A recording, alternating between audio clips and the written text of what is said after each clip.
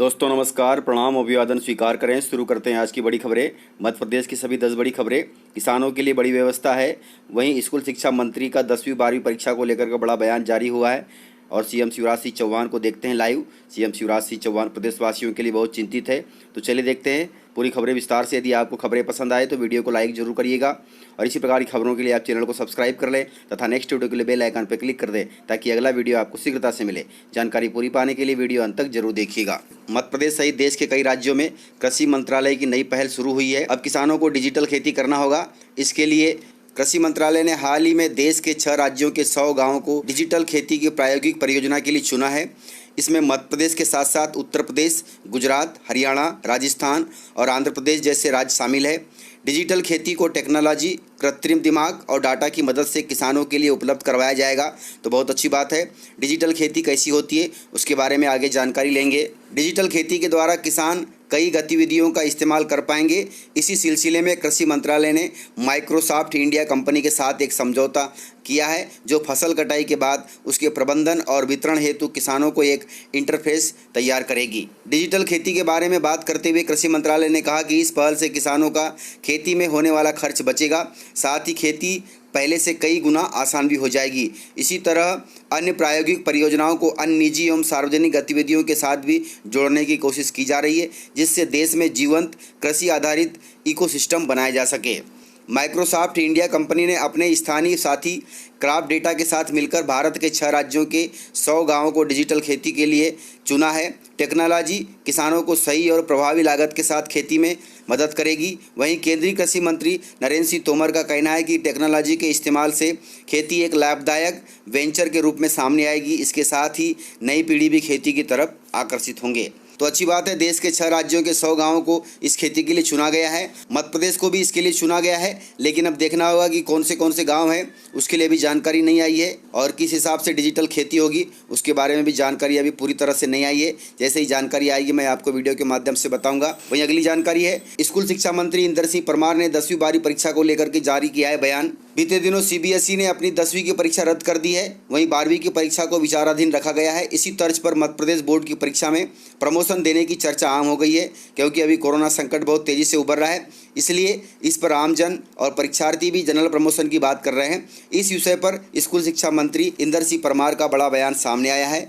दरअसल मीडिया से बात करते हुए स्कूल शिक्षा मंत्री ने परीक्षा रद्द कर जनरल प्रमोशन देने की बात को सिरे से नकार दिया। स्कूल शिक्षा मंत्री इंदर सिंह परमार ने कहा कि किसी भी हाल में मध्य प्रदेश बोर्ड में 10वीं 12वीं की परीक्षा रद्द नहीं की जाएगी। इसके साथ ही विद्यार्थियों को जनरल प्रमोशन देने का सवाल ही पैदा नहीं होता। अर्थात 10वीं 12वीं की परीक्षा होगी, हो सकता है यह परीक्षाएं और आगे लेट कर दी जाए, लेकिन जनरल प्रमोशन नहीं दिया जाएगा। इस मामले में स्पष्टीकरण देते हुए स्कूल शिक्षा मंत्री इंदर सिंह परमार ने कहा कि जनरल प्रमोशन देने के बाद विद्यार्थियों को मानसिक परेशानी से गुजरना पड़ता है।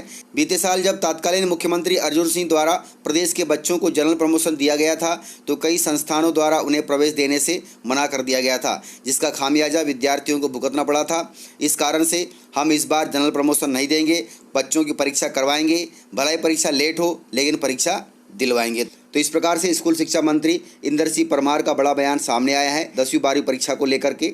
वहीं अगली जानकारी है, सीएम शिवराज सिंह चौहान ने बड़ा ऐलान किया है। सीएम शिवराज सिंह चौहान को देखते हैं लाइव। आज मैं भारत सरकार को, पीयूष गोयल जी और धर्मेंद्र प्रधान जी को धन्यवाद देता हूं। हमने मध्य प्रदेश को ऑक्सीजन की आपूर्ति के लिए उनसे आग्रह किया था और लगभग 450 मीट्रिक टन ऑक्सीजन, जिसमें से हमको गुजरात से आईनेक्स से मिल रही थी 120 मीट्रिक टन, वहां से भिलाई से,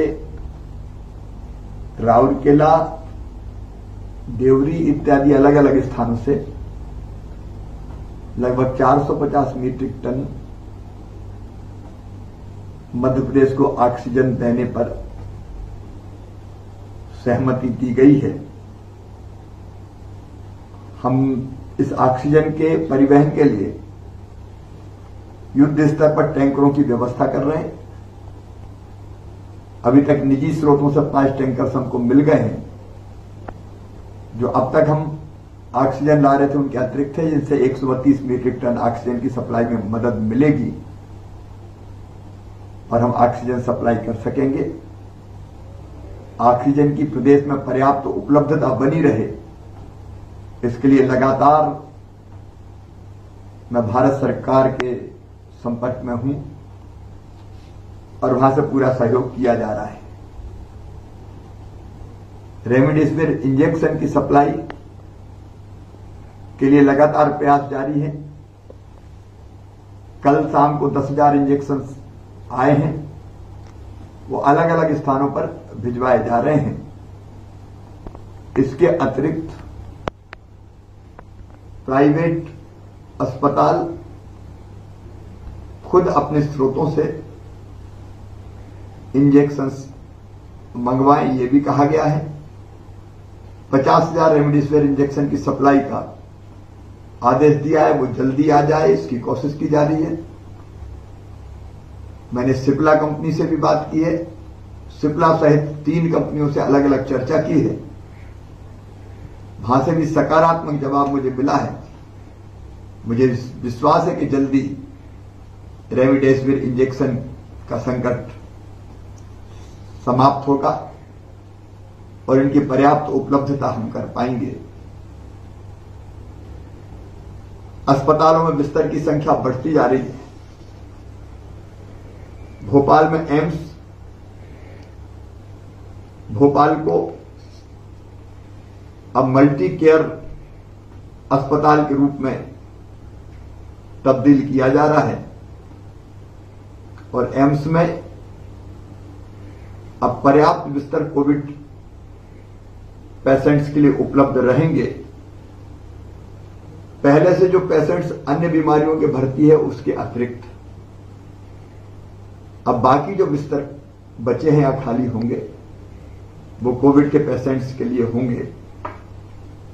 ऐसे ही भोपाल में प्रशासनिक अकादमी में नर्मदा अस्पताल के सहयोग से 150 बिस्तर का कोविड केयर सेंटर तैयार किया जा रहा है। यहां हल्के लक्षण वाले कोविड पेशेंट्स को रखा जाएगा और ऑक्सीजन के लिए कंसंट्रेटर लगाए जाएंगे। भोपाल के रेड क्रॉस अस्पताल को भी कोविड केयर सेंटर बनाया जा रहा है।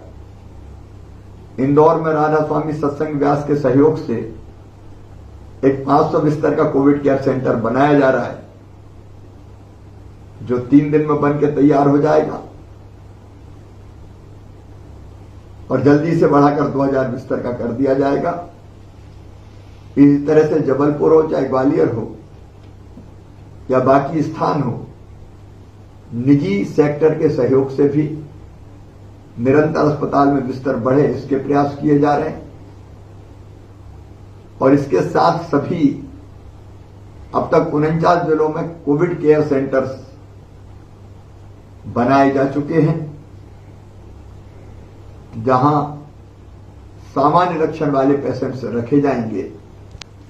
हर स्तर पर कोरोना महामारी के संक्रमण से निपटने के लिए युद्ध स्तर पर कार्रवाई की जा रही है, लेकिन संक्रमण की चेन तोड़ना ये बहुत जरूरी है।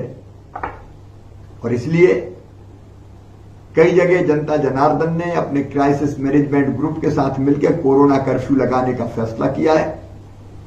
जनता से मेरी अपील है कि संक्रमण की चेन तोड़ने के लिए वो खुद आगे आए। अलग अलग पंचायतें, गांव, नगरों में अलग अलग मोहल्ले, वार्ड, कॉलोनी, रहवासी संघ मिलकर ये फैसला करें कि हम संक्रमण की चेन तोड़ने अपनी मर्जी से बाहर नहीं निकलेंगे। सामान इत्यादि की व्यवस्था बनाना है तो कोई 1-2 व्यक्ति तय किए जा सकते हैं। किसान भाई भी गांव से जिनका नाम उपार्जन की सूची में, उनको अगर एसएमएस जाता है कि उपार्जन के लिए गेहूं लाओ, वही जाएं, अनावश्यक भीड़ ना जाए। मिलके हम लड़ रहे हैं और मुझे विश्वास है कि जल्दी हम कोरोना पर विजय प्राप्त करेंगे। आज 10,000 से ज्यादा पॉजिटिव प्रकरण आए हैं, लेकिन कल और आज की संख्या में बहुत बड़ा अंतर नहीं है। इसलिए लगातार अगर हम प्रयास करें तो यह संभव है कि एकदम तेजी से जो संक्रमित भाई बहनों की संख्या बढ़ रही है उस पर हम नियंत्रण कर पाए। और सबसे पहले जरूरी वही है कि कोरोना संक्रमण फैलने से रोकने के सभी उपाय किए जाए। इसमें आप सब बहन और भाई सहयोग करें, क्योंकि आत्मानुशासन, खुद का संकल्प